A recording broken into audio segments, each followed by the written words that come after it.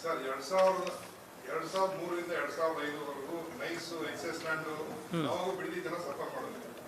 ಆಮೇಲೆ knowledge park DLF 6ರಿಂದ 12ರಲ್ಲಿ ನಿಮಗೆ brother ಒಂದೇ ನಿಮಿಷ 2006 ನಾನು ಮುಖ್ಯಮಂತ್ರಿ ಆದಾಗ ಆ 2006ರಲ್ಲೇ ಕ್ಯಾಬಿನೆಟ್ ಮುಂದೆ ಅದನ್ನು ತಂದು ಆ ಪ್ರಾಜೆಕ್ಟನ್ನು ಸ್ಕ್ರ್ಯಾಪ್ ಮಾಡಬೇಕು ಅಂತಕ್ಕಂಥದ್ದಕ್ಕೆ ತಂದಾಗ ಒಂದು ನಿಮಿಷ ಗ್ಲೋಬಲ್ ಟೆಂಡರು ಕರೆದಿದ್ದು ಒಂದು ಭಾಗ, ಅದನ್ನು ಸ್ಕ್ರ್ಯಾಪ್ ಮಾಡಬೇಕು ಅಂತ ಹೊರಟೆ.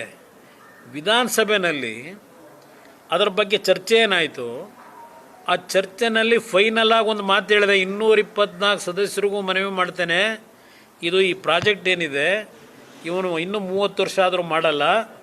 ಇವತ್ತು ಏನು ಈ ಭೂಮಿ ಅಕ್ವೈರ್ ಮಾಡಿದ್ದೀವಿ ಈ ಪ್ರಾಜೆಕ್ಟ್ಗೋಸ್ಕರವಾಗಿ, ಈ ಭೂಮಿಯನ್ನು ನಾವು ವಾಪಸ್ ಪಡೆದ್ರೆ ಹೆಚ್ಚು ಕಡಿಮೆ 28-30 ಸಾವಿರ ಎಕರೆ ಲ್ಯಾಂಡ್ನ ಅಲ್ಲಿ ಅಕ್ವೈರ್ ಮಾಡಿದ್ದು. ನಾನೊಂದು ಮಾತು ಅವತ್ತು ಹೇಳಿದ್ದೀನಿ, ಅಸೆಂಬ್ಲಿ ರೆಕಾರ್ಡ್ ಆಗಿದೆ.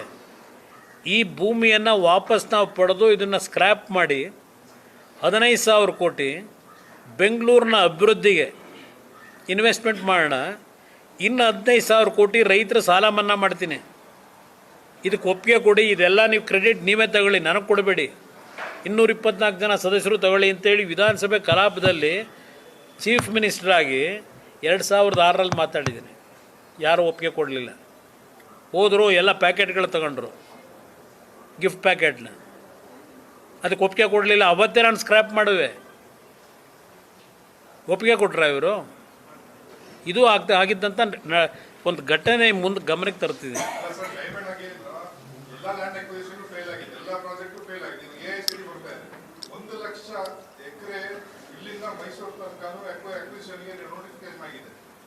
ಬೆಂಗಳೂರು ಸುತ್ತಮುತ್ತ ಹೈಕೋರ್ಟ್ ಅಲ್ಲಿ NOC ಕೊಟ್ಟು ನೈಸ್ ಬಿಲ್ಡರ್ಗಳಿಗೆಲ್ಲ ಅಪಾರ್ಟ್ಮೆಂಟ್ ಕಟ್ಟಕ್ಕೆಲ್ಲ ಬಿಟ್ಬಿಟ್ಟಿದ್ದಾರೆ.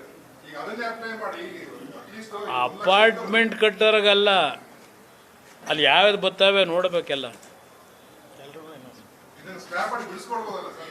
ಈಗ ಇವರು ಜಯಚಂದ್ರ ಅವರು ಲಾ ಮಿನಿಸ್ಟರ್ ಇದ್ದರು ಹಿಂದೆ ಸಿದ್ದರಾಮಯ್ಯನವ್ರ ಸರ್ಕಾರದಲ್ಲಿ. ಹಿಂದಿನ ಅವಧಿನಲ್ಲಿ ಒಂದು ಕಮಿಟಿ ರಚನೆ ಆಯಿತು. ಕಮಿಟಿ ರಚನೆ ಆದ ಮೇಲೆ ಆ ಕಮಿಟಿ ಹೌಸ್ ಕಮಿಟಿ ಏನು ತೀರ್ಮಾನ ಕೊಟ್ಟರು ಅದನ್ನು ಸಂಪೂರ್ಣವಾಗಿ ಸರ್ಕಾರ ಮುಟ್ಗೋಲು ಹಾಕಬೇಕು ಅಂದರು, ಸ್ಕ್ರ್ಯಾಪ್ ಮಾಡಿ ಅಂದರು. ರಿಪೋರ್ಟ್ ಕೊಟ್ಟಿದ್ದಾರೆ ಜಯಚಂದ್ರ, ಅವ್ರಿಗೂ ಏನು ಯಾರು ಎದುರಿಸಿದ್ರು ಅನ್ನೋದು ಆಮೇಲೆ ಚರ್ಚೆ ಮಾಡ್ಕೊಳ್ಳಿ. ಇವತ್ತಿನವರೆಗೆ ಯಾತಕ್ಕೆ ಅದನ್ನು ಸರ್ಕಾರ ಅವರಿಗೆ ರಕ್ಷಣೆ ಕೊಟ್ಕೊಂಬಂದರು? ಯಾರು ಕೊಟ್ಕೊಂಬಂದಿದ್ದಾರೆ? ಯಾವ ಒಂದು ಆ ಒಂದು ಯೋಜನೆ ಅವತ್ತು ಸರ್ಕಾರದಲ್ಲಿ ಹಣ ಇಲ್ಲ. ದೇವೇಗೌಡರ ಕಾಲದಲ್ಲಿ 3,600 3,800 ಕೋಟಿ ಬಜೆಟು ವರ್ಷದ ಬಜೆಟು. ಇವತ್ತು 4 ಲಕ್ಷ ಕೋಟಿ ಇದೆ. ಇವತ್ತು ಹಣಕ್ಕೆ ತೊಂದರೆ ಇಲ್ಲ ಬಿಡಿ. ಅವತ್ತು ರಾಮಕೃಷ್ಣ ಹೆಗಡೆ ಅವರು 85ರಲ್ಲಿ ಮುಖ್ಯಮಂತ್ರಿ ಇದ್ದಾಗ ಯಾವುದೋ ಆಂಧ್ರ ಪ್ರದೇಶದ್ದು ಒಂದು ಬಸ್ಸು ಸ್ಕೂಲ್ ಮಕ್ಕಳು ಬಸ್ಸು ಆ ಮಾಯಗಾನಹಳ್ಳಿ ಹತ್ರ ಆಕ್ಸಿಡೆಂಟ್ ಆಯಿತು. 8-10 ಮಕ್ಕಳು ಸ್ಪಾಟಲ್ಲಿ ತೀರ್ಕೊಂಡು ಹೋದರು. ಅವತ್ತೇ ದೇವೇಗೌಡರು ಅಗಲೀಕರಣ ಆಗಬೇಕು ಅಂತಕ್ಕಂಥ ನಿರ್ಧಾರ ಮಾಡಿದ್ರು ಆ ರಸ್ತೆ. ಬಟ್ ಆಗ ಮಾಡೋಕ್ಕಾಗಲಿಲ್ಲ. ಇವರು CM ಆದಾಗ ಕನ್ಸೋರ್ಟಿಯಮ್ನೋ ಬಂದಿದ್ದು ಒಬ್ಬರು.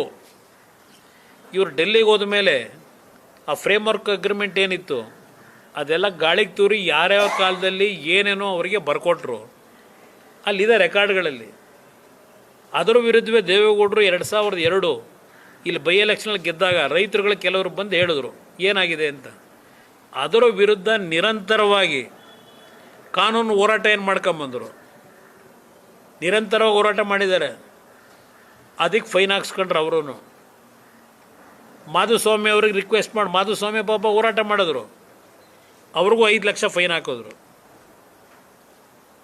ಇದು ಸರ್ಕಾರ ನಡೆಸ್ತಕ್ಕಂಥವರಲ್ಲಿ ಒಂದು ಇಚ್ಛಾಶಕ್ತಿ ಇಲ್ಲದೆ ಇದ್ದರೆ ಏನೂ ಆಗೋದಿಲ್ಲ. ಎಲ್ಲಾಗುತ್ತೆ? ಯಾವ ಟೌನ್ಶಿಪ್ ಹೇಳಿ? ಬಿಡ್ದಿದ್ದು ಎಲ್ಲಿಂದ ಮಾಡ್ತಾರೆ? ಇನ್ನೂ ಬೆಲೆ ಜಾಸ್ತಿ ಆಗುತ್ತೆ, ಅದಕ್ಕೆ ಮಾರಾಟ ಮಾಡೋದು ಬೇಡ ಅಂತಿರೋದು. ಇದಕ್ಕೂ ಕೊಡೋದು ಅವಶ್ಯಕತೆ ಇಲ್ಲ, ಇನ್ನೂ ಬೆಲೆ ಜಾಸ್ತಿ ಆಗುತ್ತೆ. ಯಾಕೆಂದರೆ ನಾನು ಮೊದಲೇ ನಿಮ್ಗೆ ಹೇಳಿದೆ, ಈಗ ಈಗಲ್ಟನ್ನ ಲ್ಯಾಂಡು ಸರ್ಕಾರಿ ಭೂಮಿಯಲ್ಲಿ ಒಳಗಡೆ ಇತ್ತಲ್ಲ, ಖರಾಬ್ ಲ್ಯಾಂಡು, ಆ ಖರಾಬ್ ಲ್ಯಾಂಡಿಗೆ ರೇಟ್ ಎಷ್ಟು ಫಿಕ್ಸ್ ಮಾಡೋರೆ? 12 ಕೋಟಿ ಎಕರೆ. ಇಲ್ಲಿ ರೈತರಿಗೆ ಎಷ್ಟು ಫಿಕ್ಸ್ ಮಾಡವ್ರೆ? ಅವರ ಪಿತ್ರಾರ್ಜಿತ ಆಸ್ತಿ ಅದರ ಪಕ್ಕ ಸರ್ವೆ ನಂಬರ್ಗಳೇ 2 ಕೋಟಿ ಮಾಡವ್ರೆ. ಯಾಕಪ್ಪ 2 ಕೋಟಿ? ನೀನೇ 12 ಕೋಟಿ ಮಾಡಿದವರು ನಿನ್ನ ಕಾಲದಲ್ಲಿ. ಈಗ 2 ಕೋಟಿಗೆ ಯಾಕಪ್ಪ ಇಳಿಸಿದೀಯಾ? ಬೆಲೆಯಲ್ಲಿ ಜಾಸ್ತಿ ಆಗೈತೆ. ಇವತ್ತು ಮಾರ್ಕೆಟಲ್ಲಿ ಪ್ರೈವೇಟಲ್ಲಿ ಬ್ರದರ್ 4-4.25 ಕೋಟಿ ಇದೆ ಅಲ್ಲಿ. ಇವತ್ತು ಬಿಲ್ಡರ್ಗಳು ಹೋಗಿ ತಗೋತಾರಲ್ಲ ಕೆಲವರೆಲ್ಲ ಬೆಂಗಳೂರಿಂದ ಹೋಗಿ 4 ಕೋಟಿ 4.25 ಕೋಟಿ ಇದೆ ವ್ಯಾಲ್ಯೂ ಎಕರೆ. ಇಲ್ಲಿ ಇವರು ರೈತರಿಗೆ 2 ಕೋಟಿ ಕೊಡ್ತಾರಂತೆ. ಇದು ರೈತರನ್ನು ಉದ್ಧಾರ ಮಾಡೋ ಸ್ಕೀಮ್.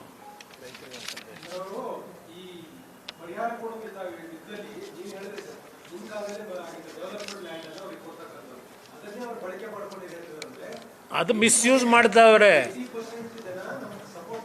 ಯಾರೂ ಮಾಡಿಲ್ಲ. ಎಲ್ಲಿ ಮಾಡವ್ರೆ? ಬರಲಿ. ರೈತರು ನಾನು ಯಾರಿಗೂ ಪ್ರವೋಕ್ ಮಾಡಿಲ್ಲ. ಹೇಳ್ತೀನಿ ಕೇಳಿ.